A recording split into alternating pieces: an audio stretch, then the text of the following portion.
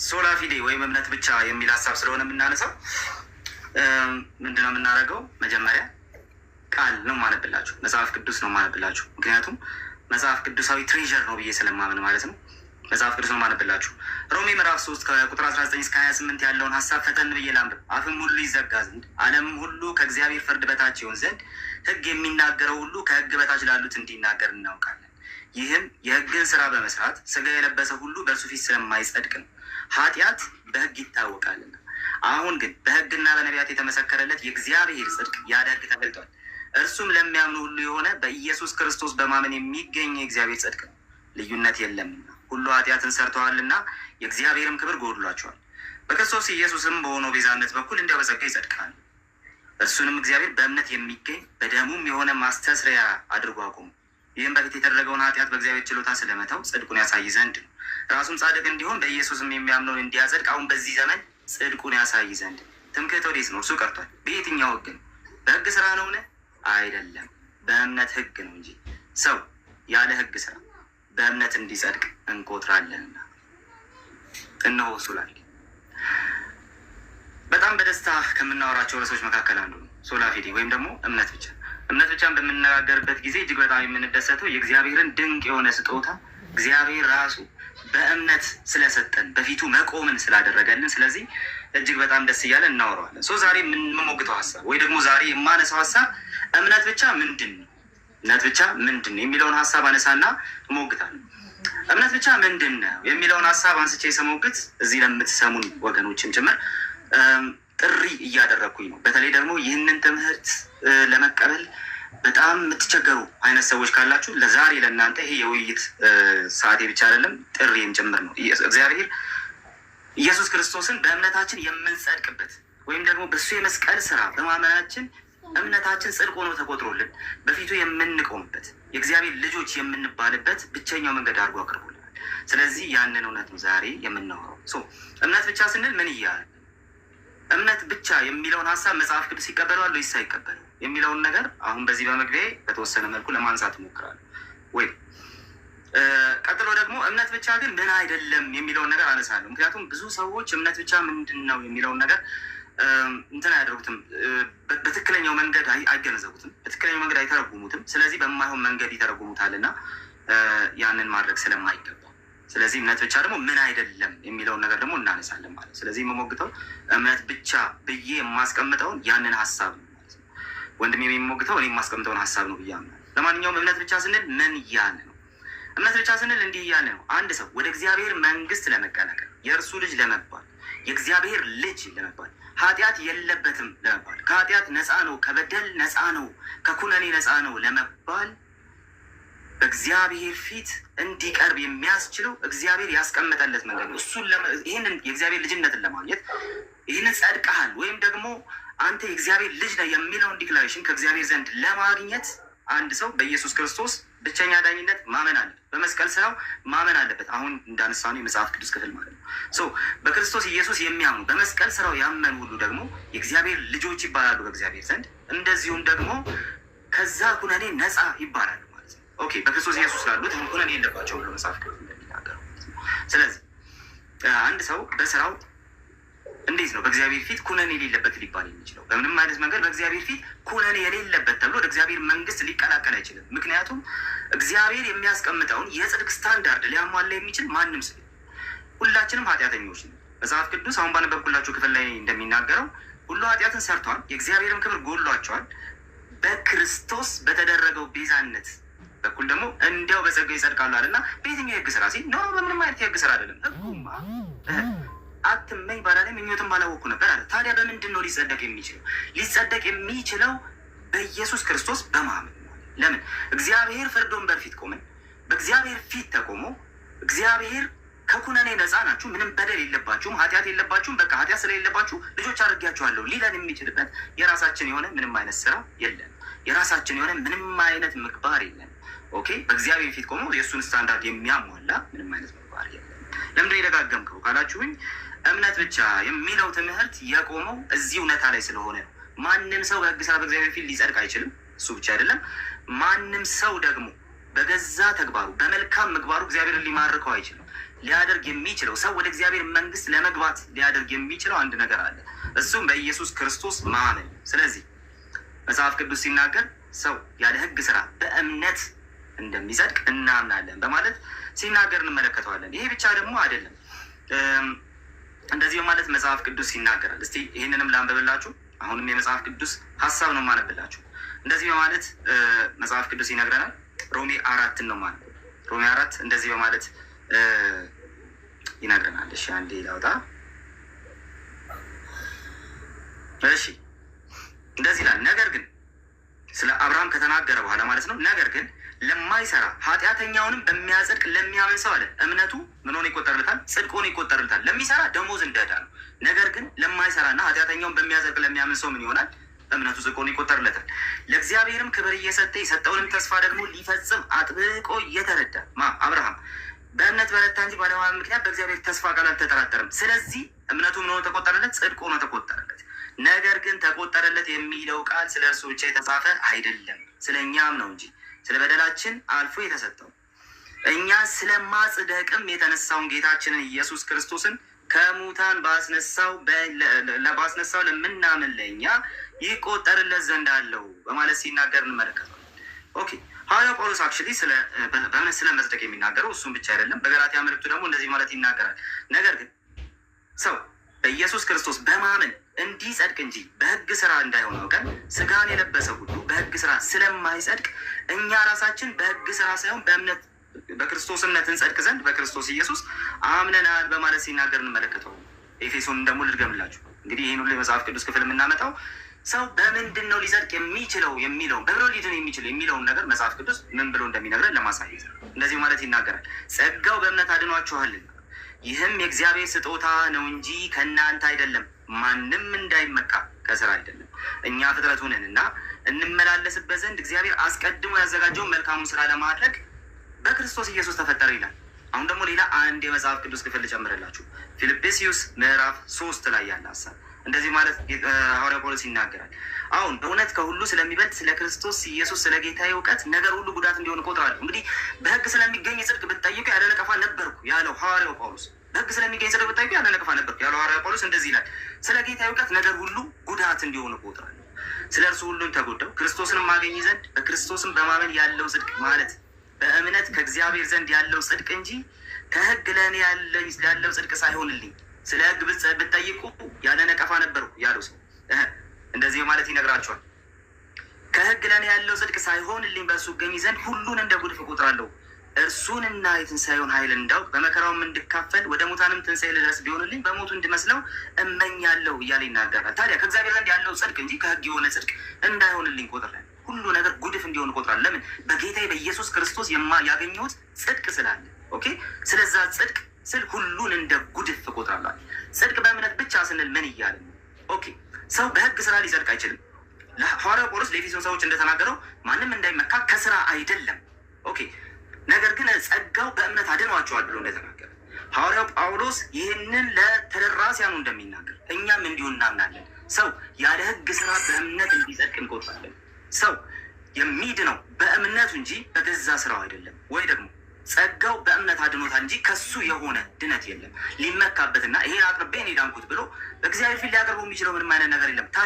ታዲያማ ሰው በእምነቱ ይጸድቃል በማለት ይናገራል። እምነታችን ጽድቅ ሆኖ ተቆጥሮልን በክርስቶስ ያመን ነው። እኛ እሱን ኃጢአት ያደረገው ስለኛ ኦኬ፣ ስለኛ እሱን ኃጢአት ያደረገው እኛ የእግዚአብሔር ጽድቅ እንድንሆን እሱ በመስቀል ላይ እንዲሰቀል ያደረገው እግዚአብሔር በሰጠን በዚህ ስጦታ በማመናችን በኢየሱስ ክርስቶስ በማመናችን በዚህ ምክንያት እንጸድቃለን። ኦኬ፣ ከሕግ ስራ የሆነው ጽድቅ ለእኔ ሳይሆንልኝ በክርስቶስ እጸድቅ ዘንድ በኢየሱስ ክርስቶስ አምኛለሁ ብሎ ሐዋርያው ጳውሎስ እንደሚናገረው እንደዛው ማለት ነው።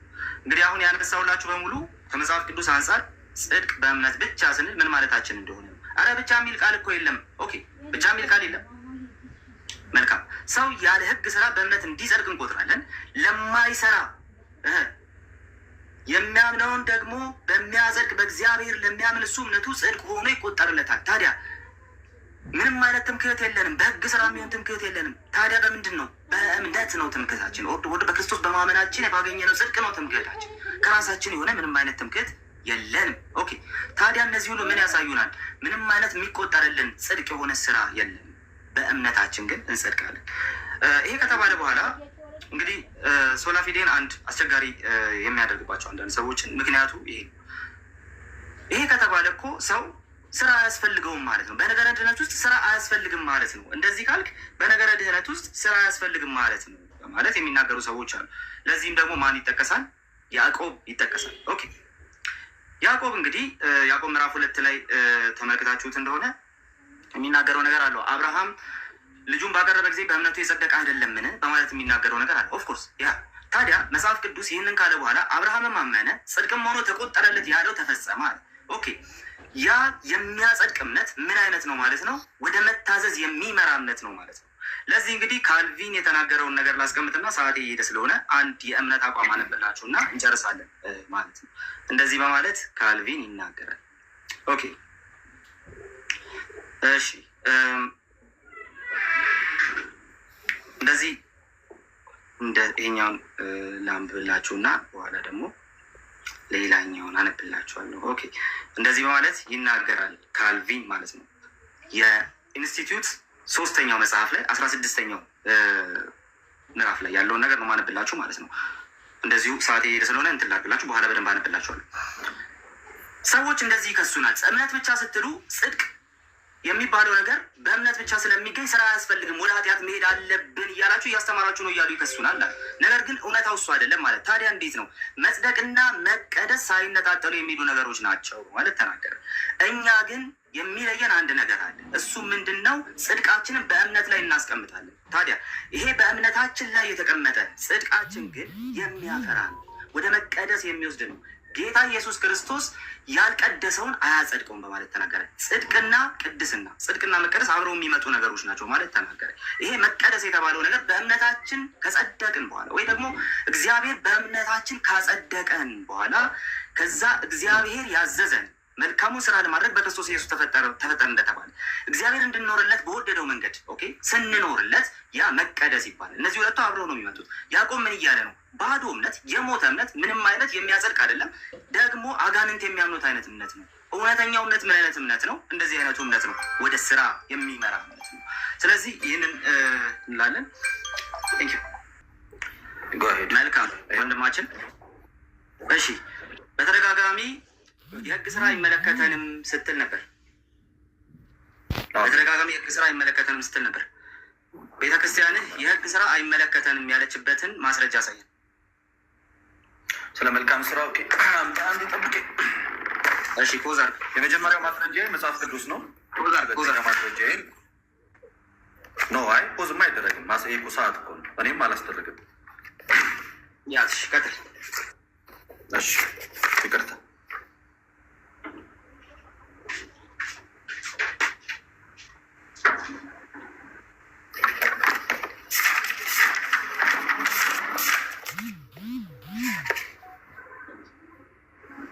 ሰዓቷን ገደልካት ልደትሻ። እያወጣሁ ነው የጠየቀኝን። ኦኬ ኦኬ 60 ቁጥር 60 ሶሪ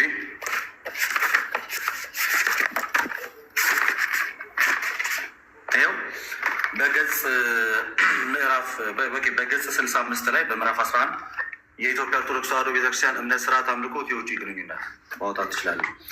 ሃይማኖትና ምግባር ሃይማኖት፣ ምግባር ሁለቱ በአንድነት በክርስትና ሕይወት ውስጥ ሲገኙ ደህንነትን እንደሚሰጡ ቤተክርስቲያን ታምናለች፣ ታስተምራለች። ነገር ግን እምነት ይቀድማል፣ መልካም ስራ ይከተላል። ስለዚህ ቤተክርስቲያኔ ስለ መልካም ስራ የጠየቁም ነበር። ስለ ህግ ስራ የጠየቀኝ ስራ ቤተክርስቲያን አይመለከተንም። ስማ ጥያቄ ስማ አስቀመጥኩልህ እኮ ጥያቄ ስማ እንዴ ጥያቄ ስማ። የህግ ስራ አይመለከተንም ያለችበትን ማስረጃ ነው ያልኩ። ስለ መልካም ስራ አውራ አላልኩ። የህግ ስራ እንደ መልካም ስራ ለይተህ ስታወራ ስለነበር የህግ ስራ አይመለከተንም ያለችበትን ማስረጃ ብቻ ነው የምታወጣው። ለመልስልህ ቅድም ምን ብዬ ነበር ሳወራችሁ የነበረው? ቤተክርስቲያኔም ሆነ መጽሐፍ ቅዱስም ስለ መልካም ስራ እንጂ ስለ ህግ ስራ ጉዳይ አይደለም። ስለማይመለከተኝ ነገር አላወራም። ስለሚመለከተኝ የህግ ስራ አይመለከተኝም ያለችበትን ማስረጃ ነው ቤተክርስቲያኔ ይኸው። ነገር ግን እምነት ይቀድማል፣ መልካም ስራ ደግሞ ይከተላል ብላ እኔ ያወራሁትን የህግ ስራ አይመለከተኝም ያለችበትን ነው። ልደት ጋይስ እየሰማችሁ ቤተክርስቲያን እንደዛ ልትራችን እንግዲህ ከልቡ ምንጭ የተጣመመ ሎጂክ ይዞ መጥቶ ነበር። ለማንኛውም ግን የህግ ስራ አያስፈልገንም ደግሞም የህግ ስራ አይመለከተንም ያለችበትን ማስረጃ ነው የጠየቁ። ልመልስልህ አንዴ ጠብቀኛ። ቤተክርስቲያን ገና ከጀምሩ የህግ ስራ አይመለከተኝም ብላ መጽሐፍ የማይጠበቅባት ዋና ማስረጃ ይላል። ስለማይመለከታት ነገር አታወራም። ሁለተኛ ጥያቄ ችግር የለውም ችግር የለውም። ሁለተኛ ጥያቄ ቤተክርስቲያን የለም ማስረጃም የለም ሲጀምር ቤተክርስቲያን ለሁለተኛ ጥያቄ ተዘጋጅ። ቤተክርስቲያን የህግ ስራን ምን ብላ ትተረጉመዋለች? እኔ ስለ ህግ ስራ ለማብራሪያ የሰጠሁት ስለ መልካም ስራ ነው። ቤተክርስቲያን የህግ ስራ ምን ብላ ትተረጉመዋለች? ቤተክርስቲያን የሐዲስ ኪዳን ቤተክርስቲያን ስለሆነች የህግ ስራ ይመለከታል እና ቤተክርስቲያን ራሱ የህግ ስራ ምን ብላ እንደምትተረጉመው ሳታውቅ ነው የህግ ስራ የምትቃወመው። ቤተክርስቲያኔ ትርጉሙ ሳታውቀው ነው ስትሞግት የነበርከው ማለት ነው። አይመለከታትም። የሐዲስ ኪዳን ቤተክርስቲያን መጽሐፍ ቅዱስ እንደሚናገር ህግ ስራ አይመለከታትም። ሶስቱም እሺ ሰዓቴ እኔ ስለሆነ አቁም ስለ አቁም የህግ ስራን ሲምፕሊ አልተረጎመችልም ወይ አንተ አታውቀውም? ሳታውቀው የሞገትከው መጽሐፍ ቅዱስ እንደሚናገረው እምነት አድኖናል።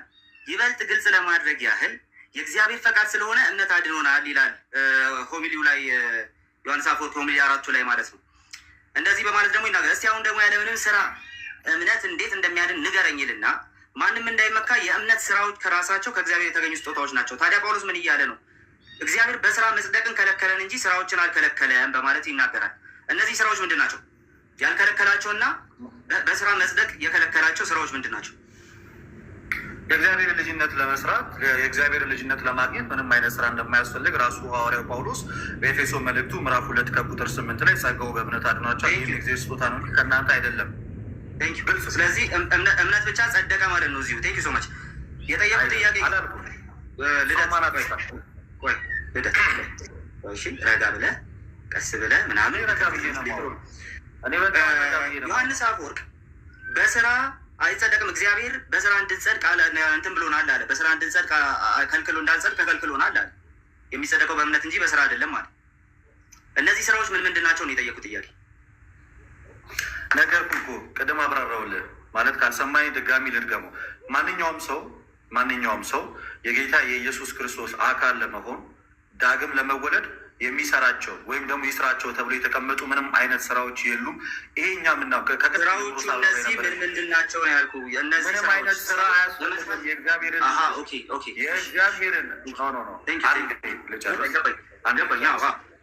ገባኝ። በቃ የትኛውም ስራ አያስፈልግም። እዚህ ማድረግ አይቻልም። ወደ ሶስት ወደ ሌላ ተመለሰልኝ አልኩህ እኮ ተመለሰልኝ አልኩህ። ወደ ሌላኛው ጥያቄ ተመለሰልኝ። እሺ ወንድማችን ልጅነት ለማግኘት ምንም አይነት ስራ አያስፈልግም በማለት ተናገረ። ስለዚህ በቃ ተመልሶልኛል። እኛም እያልን ያለ ነው ምንም አይነት ስራ ለመጽደቅ አያስፈልግም ነው። ቴንክ ዩ ሶ ማች።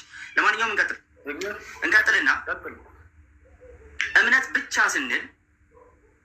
ብቻ ስንል ለመዳን ስራ አያስፈልግም እያልን ነው ብሎ የተረጎመ ፕሮቴስታንት ስኮላር ወይ ደግሞ ሪፎርመር አንታስቲ ማለት እምነት ብቻ ስንል ለመዳን ስራ አያስፈልግም እያልን ነው በድነቱ ስራ አያስፈልግም እያልን ነው ብሎ የተናገረ ሪፎርመር።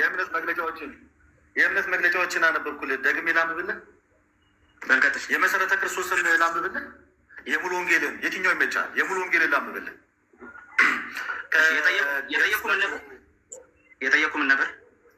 ደግሞ ጥያቄውን አልሰማሁም ብለህ ካሰብክ አልሰማሁም። አየህ የጠየቁ በቀጥታ እምነት ብቻ ስንል በድህነት ውስጥ ስራ የሚባል አያስፈልገንም ብሎ የተናገረ ሪፎርመር ወይ ስኮላር አምጣ ነው ያልኩህ። ኮንፌሽን አልጠየቅኩም። ከእምነት መግለጫ አላሳየህ። እኔ ከእምነት መግለጫ ኮንፌሽን አልጠየቅኩም። እኔ ጠየቅኩ የእምነት መግለጫ ሲጀመር የአንተ ስኮላር ኧረ ተረጋጋ። የአንተ የእምነት መግለጫ ነው። የእምነት መግለጫ አላሳየህ። በሙሉ የጠየቅኩ መግለጫ ለእግዚአብሔር መንፈስ እያልክ ምናምን ቀስ እያልክ ጥያቄ ሰምተህ ነው መመለስ ያለብን። እየገደልክ ያለኸው እኔ ጥያቄ የማትሰማ ከሆነ ጥያቄ የማትሰማ ከሆነ መልሱም የለም። አንዴ ረጋ ብለህ ጥያቄውን ስማ። እሺ ጥያቄውን አስታውሰኝ እስኪ። በእምነት ብቻ ይዳናል ስንል መልካም ስራን አይጨምርም ያለ አንድ ስኮላር አምጣ አልከው ልመልስልህ ነው።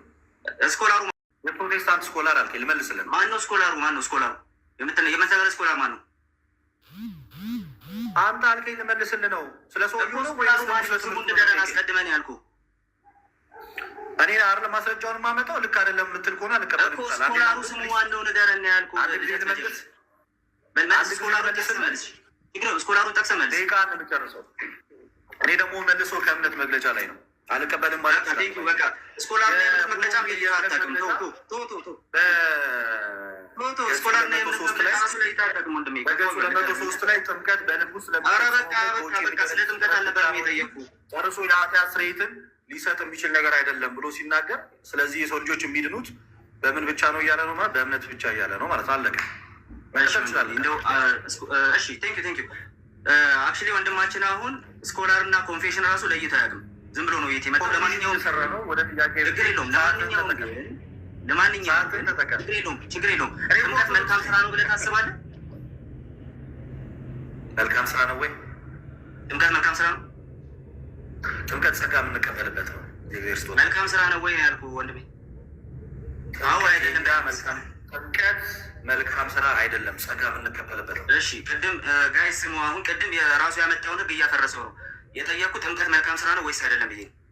አዎ አይደለም አልኩኝ እኮ። ታዲያ እኮ አዎ አይደለም እደግመዋለሁ 1000 ጊዜ። ጥምቀት መልካም ስራ ሳይሆን የእግዚአብሔር ልጅነት የምንቀበልበት አንደኛው ሳክረመንት ወይ ጥምቀት በቃ ተመልሰልኝ። ጥምቀት መልካም ስራ አይደለም ማለት መልካም ስራ ድነት ውስጥ አያስፈልግም ያለ ስለው ስለ ጥምቀት ጠቀሰ።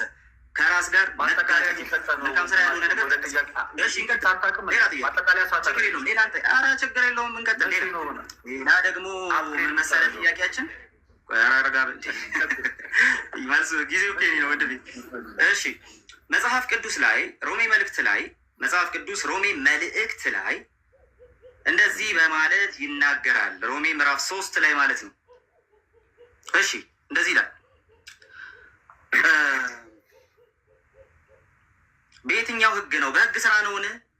ትምክህት ወዴት ነው ለሚለው አይደለም።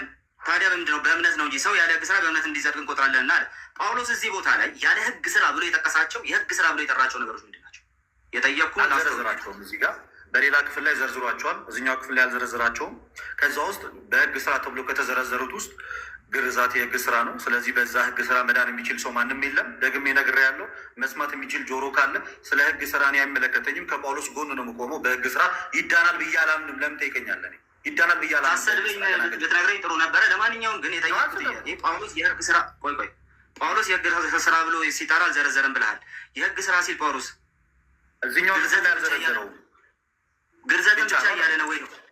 አላልኩም። ግርዘትን ብቻ አላልኩም። ግርዘትን ብቻ ነው ያለው። አላልኩም። ግርዘትን ነገርከን። ሌላ የህግ ስራ ብሎ የጠራው ሌላ ነገር ምንድን ነው? ሲጀመር ስለ ህግ ስራ አይመለከተኝም አልኩ እኮ እኔ ስለማላምንበት ኢንጀነራል የሚለውን ነገር ስለማላምንበት ነገር ደጋግሜ እየነገርኩ ነው።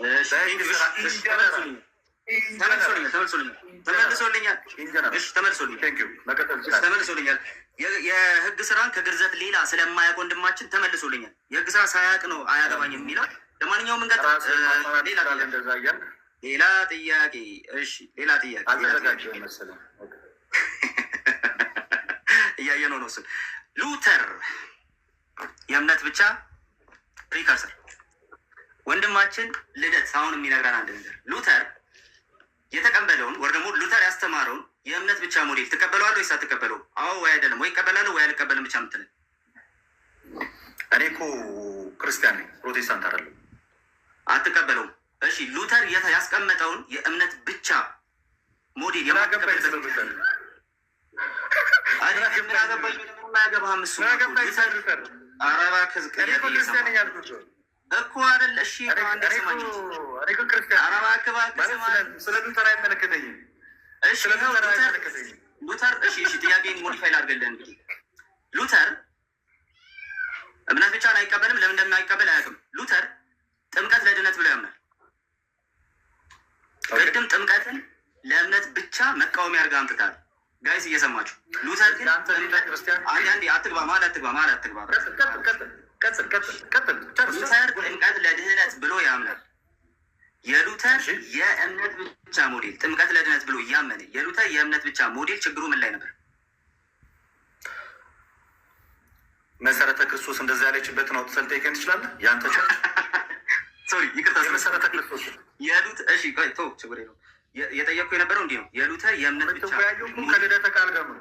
የሉተር የእምነት ከልደተ ቃል ጋር ነው። ከሉተር ጋር ባለፈውም ብዬ ነበር። ከሉተር ጋር ለሙይይት እባክህ እኔ ነኝ ተወያዩ። ልደት መሆን እኮ ችግር ይሆናል። እንግዲህ እንዳታስተውል አደረገ ልደት መሆን ለሉተር መጠየቅ ያለበትን ነገር ቀጥል። ተው ጥያቄ ጊዜ ሊቀጥል ስለሆነ ጥያቄ ልቀጥል። መካነ ኢየሱስ ወይ ደግሞ መካነ ኢየሱስ ሉተራን ኮንፌሽናል ሉተራን ሲጀመር አያችሁ መረበሽ ሲጀምር መልስ ሳይኖራችሁ እንደዚህ ነው የሚሆነው። ባይዘ ምንም በቃ እንትን እንደሆንክ ነው የሚያሳይ ኢምፖርታንት እንደሆንክ ነው የሚያሳየው። እና ረጋ እባክህ የጠየቅኩን ጥያቄ ብቻ መልስ የጠየቅኩን ጥያቄ ብቻ መልስ እባክህ ትንሽ ሀሳብ እና መልስ። ለማንኛውም ግን የጠየቅኩ ይህን ነው። ኮንፌሽናል ሉተራኖች ጥምቀት ለድነት ብለው ያምናሉ። አንግሊካኖች ጥምቀት ለድነት ብለው ያምናሉ። የእነሱ የእምነት ብቻ ሞዴል ችግሩ ምን ነበር? እኔ የምወያየው ከሉተራን ጋር ሳይሆን ከመሰረተ ክርስቶስ ጋር ነው። የተወያዩ ያሉት ከመሰረተ ክርስቶስ ጋር ነው። አይመለከትም ስለ ሉተራን አይደለም። ኧረ እሺ ጎበዝ ወንድማችን ቅድም ለመሰረተ ክርስቶስ አማኙ ሙሉ ወንጌልን ሲያወጣ ነበር። ጋይስ በነገራችን ላይ አልቀበልም ማለት ትችላለህ። ኧረ እንቀጥል። ማቅረብ የለህም። የመሰረተ ክርስቶስን ማቅረብ እንቀጥል። ጥያቄ ልጠይቅ። በቤተክርስቲያን ታፍራለህ እንዴ? አንዴ ልጠይቅ እንዴ? ረጋ ልጠይቅ እንዴ? አንተን አሁን ይኸውልህ ጥያቄ ስለማትመልስ በመልሶች እያፈርክ ነው እና እያስወራኛል። ረጋ እሺ ስማኝ። ያከበረ ሰው ኃጢአት እንኳን ሰርቶ ሲኦል ውስጥ ቢገባ ቅዳሜ ማታ ከሲኦል ወጥቶ አጠራርጌን መልስል ስለሰማሁት ደቂቃ እንዳጨርስ ቅድም ሰምቼዋለሁ። ልመልስልህ። አይ ጥያቄን አልሰማህም። እሺ በጥያቄ አቅርቦሽ አይ ስለሰማሁት በጥያቄ መልክ አቅርቦ ጥያቄን ስማ። በጥያቄ መልክ አባ ገብረ ኪዳን ያስቀመጡት ይሄ እሺ እሁድ ገነት አልፎ ከዛ ሲኦል ይገባል ያሉት ሰንበት ማክበር መልካም ስራ ነው ወይስ አይደለም? ኦኬ በጣም ጥሩ ጥያቄ። መልካም ሰንበት ማክበር ኦፍ ኮርስ ስራ ነው። ሰንበትን እንድናከብር መልካም ስራ ነው ወይስ አይደለም? ይሄ ስራ ነው። መልካም ስራ ነው ወይስ አይደለም? እሺ ሰንበት ያከበረ እሁድ ከገነት ይወጣል? እንደዛ የሚል ከአስተምሯችን እስኪ ያሳየን። በአስተምሮ ደረጃኛው ተሳስተዋል እያለ ነው ወንድማችን። አሁን ወደ ጥያቄ መግባት ይችላል። ወደ ጥያቄ እና መልስ እንሄዳለን። በጣም ጥሩ። አንድ የረባ ጥያቄም ሳትጠይቀኝ ወደ ዊስ የረባ ጠይቀውን ወንድማችን ጋይስ እየሰማችሁ እንግዲህ አሁን አንዴ ላስጀምር። ሰዓት ወንድም የለት ያዙ እንዳታስጀምር አስጀምር ስለ ነው የምታስጀምረው። እሺ አንዴ አስጀምር ስለ ነው የምታስጀምረው።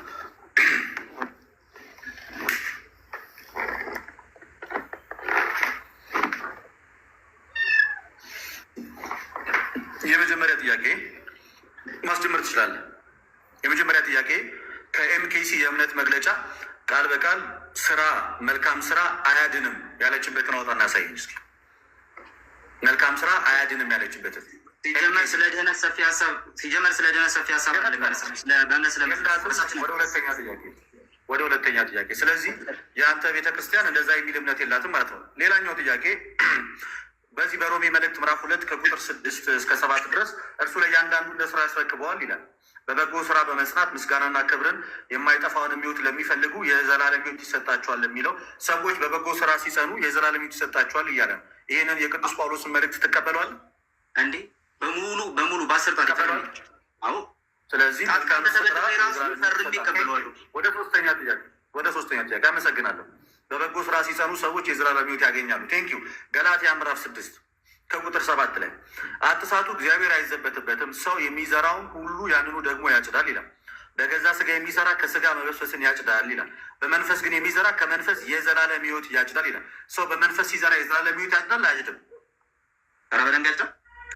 አሁንም በአስር ጣት ይፈርማለሁ። ከአንተ ራሱ ጣት ተበድሬ ይፈርማል። በጣም ጥሩ። ስለዚህ በአንዝል በጊዜው እናጭዳለን ሲል መልካም ስራ ለመስራት አንታክት ይላል። ሰዎች በመልካም ስራ ሳይታክቱ ሳይዝሉ የሚሰሩ ከሆነ የዘላለም ሕይወትን ያጭዳሉ። እውነተኛ ማኝነታቸው ማረጋገጫቸው ነው። ስራ ከሌላቸው የሚያጸድቅበት አላመኑ። ስለዚህ በመልካም ስራ የዘላለም ሕይወት ይታጨዳል። አመሰግናለሁ።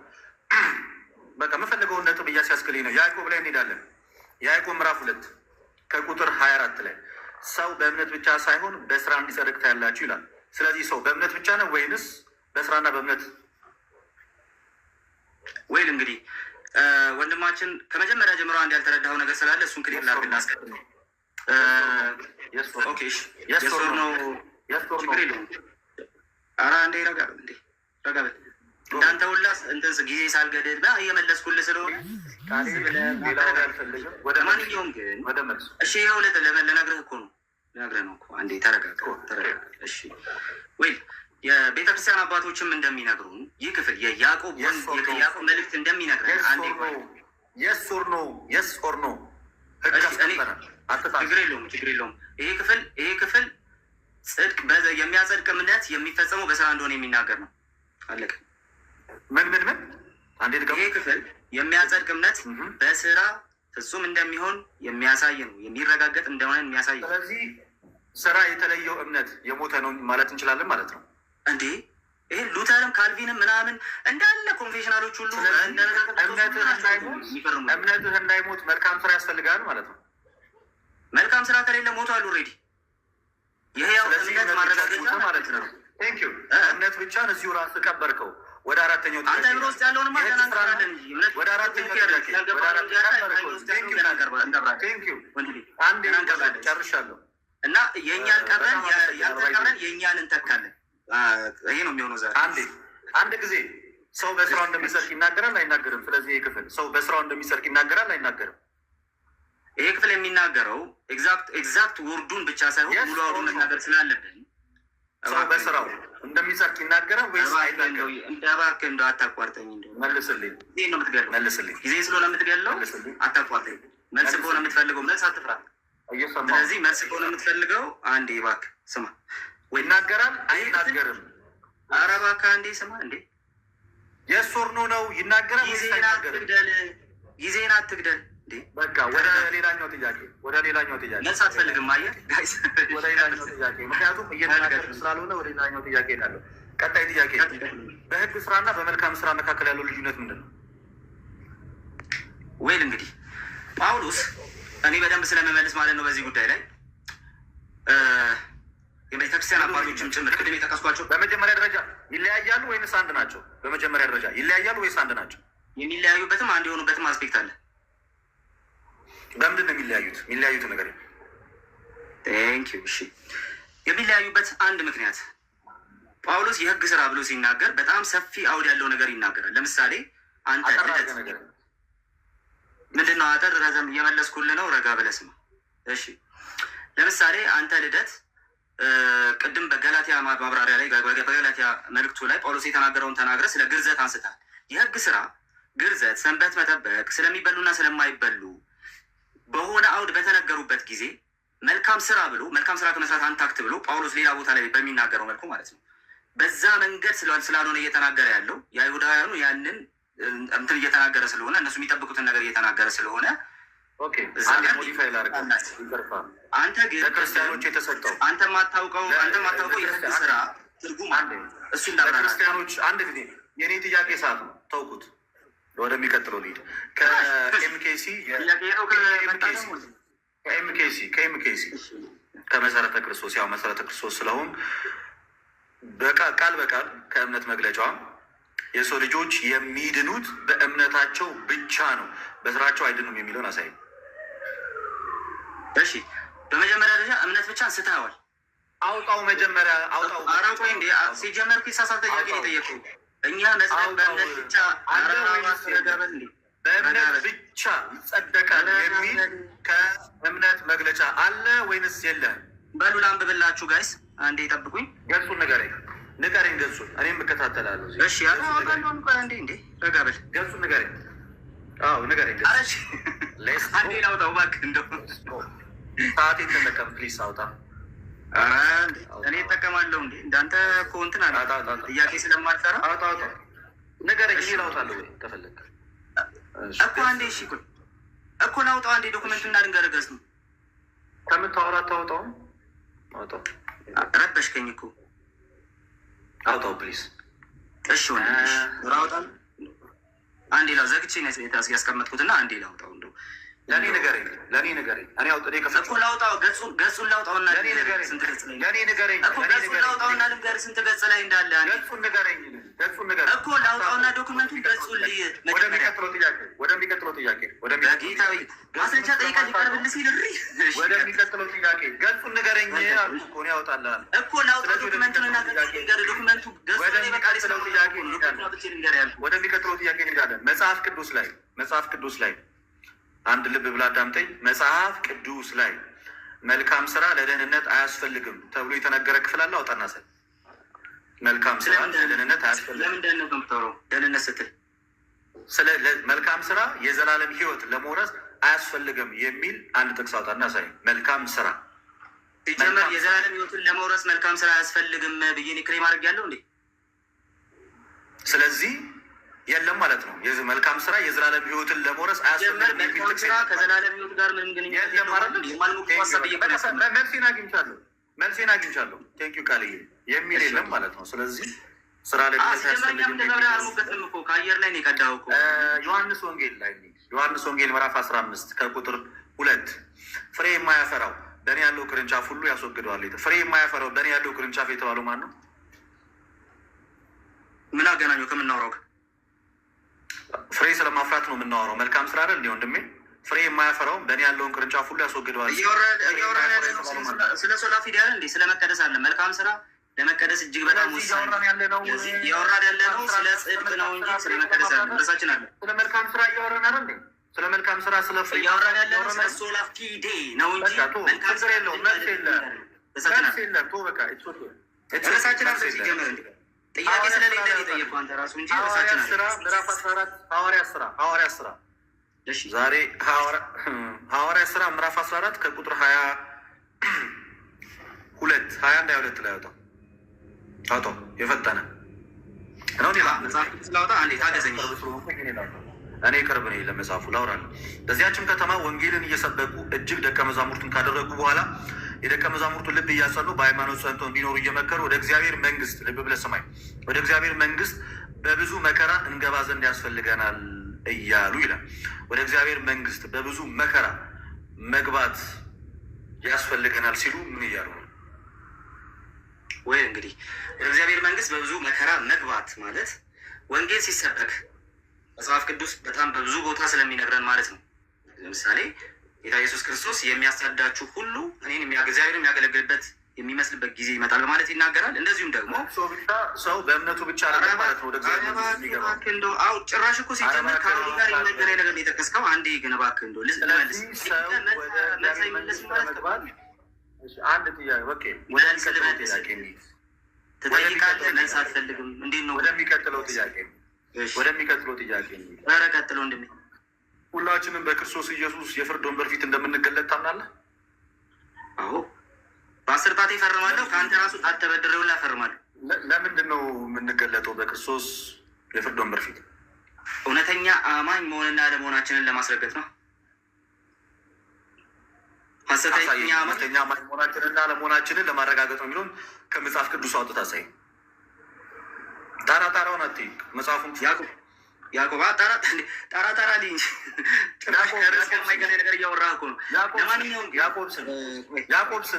ያዕቆብ ስንት ምዕራፉና እንዴ ስማ እስኪ ያዕቆብ ምዕራፍ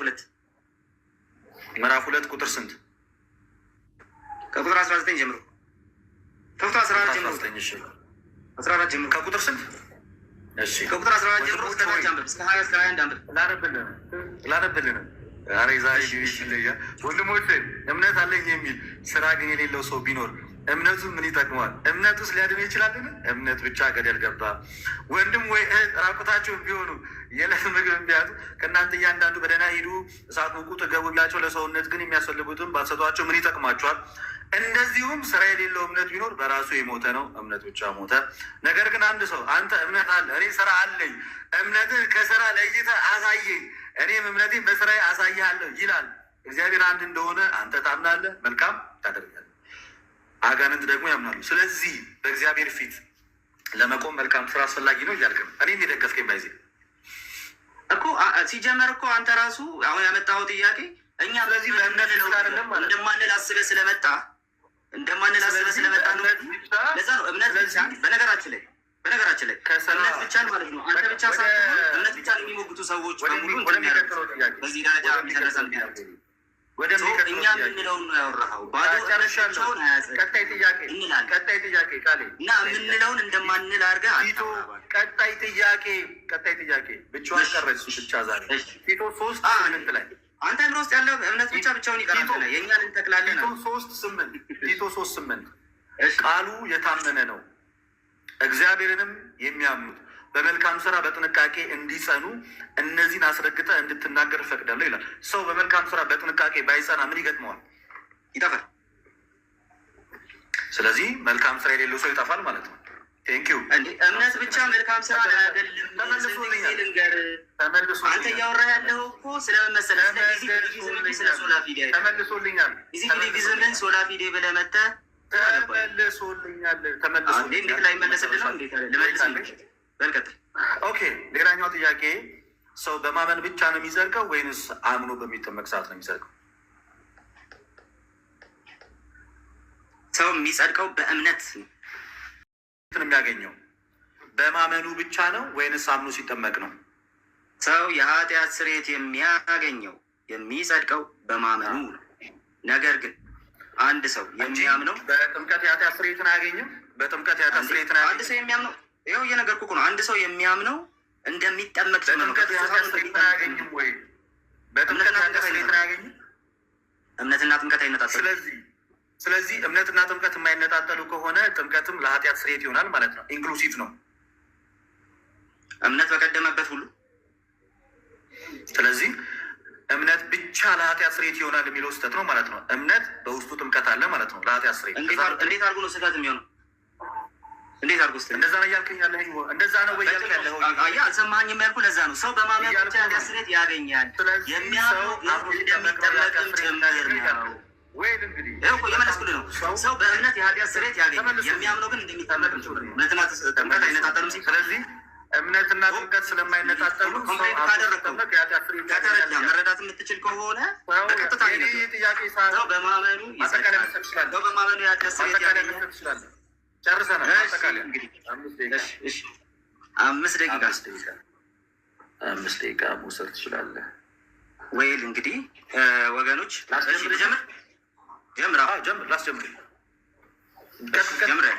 እንግዲህ ወገኖቻችን ዛሬ እንደሰማችሁት ነው። እምነት ብቻ ማለት ምን ማለት ነው የሚለውን ነገር አስቀድሜ ነግሬው ነበር። መጽደቅ፣ የእግዚአብሔር ልጅ መባል፣ ኦኬ፣ ወደ እግዚአብሔር መንግስት መግባት፣ ከኃጢአተኝነት ከሞት ወደ ህይወት መምጣት በኢየሱስ ክርስቶስ በማመን ነው አለ። ወንድማችንም ቅድም እንደሰማችሁት ምን አለ? አረ ልጅነት የሚገኘው በማመን ብቻ ነው አለ። ኦኬ፣ ልጅነት የሚገኘው በማመን ነው አለ። በቃ ኦኬ። ታዲያ እነዛ መልካም ስራ ሲባል ኖ ልጅነት የሚገኘው በማመን ነው አለ። ወይል ስለዚህ በኋላ ላይ ደግሞ ተመልሶ መልካም ስራን ምንን ያመጣና ከመዳን ጋር ያገናኘዋል። ድህነት ሰፊ ሀሳብ ነው። በድህነት ውስጥ መጽደቅ፣ መቀደስ፣ እንደዚሁም ደግሞ መክበር የሚባሉ ሀሳቦች አሉ። እኛ እያወራን ያለ ነው በነገረ ድህነት ውስጥ ስራ አያስፈልግም ማለት ነው። ወንድማችን አስቦ የመጣው ደግሞ በነገረ ድህነት ውስጥ ስራ አያስፈልግም ማለት ነው እምነት ብቻ ብሎ ነው። ይሄንን ከየት አመጣው ሲባል እምነት ብቻን የሚቃወሙ ሰዎች መሰረታዊ ችግራቸው ይሄ ስለሆነ ነው። ለምሳሌ ይህንን መጽሐፍ ወንድማችን ሲያደለው አይታችሁታል። መድሎተ ጽድቅ ማለት ነው። እዚህ መጽሐፍ ላይ ብትመለከቱ እነ ሉተር ጭምር ስራ ምንም አያደርግም ብለዋል ብሎ ጽፏል። የዚህ መጽሐፍ ጸሐፊ ማለት ነው። ይሄ ኮመን ሚስ አንደርስታንዲንግ ነው። በነገረ ድነት ውስጥ ስራ አያስፈልግም አንልም። እምነት ብቻ ማለት እሱ አለ። ሰው የሚጸድቀው አስቀድሞ ከሞት ወደ ህይወት የሚመጣው በእምነት ብቻ ነው። ይህንን ቅድም ድንቅ በሆኑ የቤተ ክርስቲያን አባቶች ጄሮም፣ አምብሮሲያስተር እንደዚሁም ደግሞ ዮሐንስ አፈወርቅ አስደግፌ ተናግሬያለሁ። ስራ የሚባል ነገር እንደው በስራ መጽደቅን የከለከለ እንጂ መልካም ስራ አልከለከለንም፣ ስራ አልከለከለም ብሎ ዮሐንስ አፈወርቅ ይናገራል። አንፎርቹኔትሊ ግን ወንድማችን የህግ ስራ የሚመስለው ምንድን ነው? ግርዘት። ከግርዘት በስተቀር የህግ ስራ ያለ ራሱ አይመስለውም፣ ወይም ደግሞ የህግ ስራ የሚባሉትን ነገሮች አያውቃቸውም። የህግ ስራ የሚባሉትን ነገሮች ሳያውቃቸው ምን ይላል? የህግ ስራ አያገባንም ይላል። ወንድማችን የህግ ስራ የማያገባ እኮ ስታውቀው ጳውሎስ የተናገረውን የህግ ስራ ከግርዘት በስተቀር አታውቁም። ጳውሎስ የተናገረውን የህግ ስራ ምንድን ነው ስትባል አታውቀውም፣ ግን አያገባም። የማታውቀው ነገር እንዴት ያገባል? ሲጀመር አታውቁም። ኦኬ፣ ሎጂካል ራሱ አይደለም። ሁለተኛ ወንድማችን እንደገና እምነት ብቻን የማይቀበለው ስለ ጥምቀት እንደው ለድነት አይደለም ምናምን ስለሚለው አንዳንድ ሰዎች ብሎ በጣም ብዙ ነገር አነሳ። ሉተር ጥምቀት ለድነት ይላል በቀጥታ ሲባል አያውቀውም መልሱ። እሺ ኮንፌሽናሎቹ በቀጥታ ጥምቀት ለድነት ይላሉ። ታዲያ ችግሩ ምንድነው ሲባል እኔ እኮ ኦርቶዶክስ ነኝ ይላል። እንዴ ኦርቶዶክስ ነው ወይስ አይደለም ሳይሆን ጥያቄው፣ ኦኬ ክርስቲያን ነው ወይስ አይደለም ሳይሆን ጥያቄው፣ እምነት ብቻ ነው የማትቀበለው ሚስጥራትን የሚያገል ከሆነ ሚስጥራትን ኢንክሉድ የሚያደርጉትን እምነት ብቻ ለምን አልተቀበልከውም ነበር?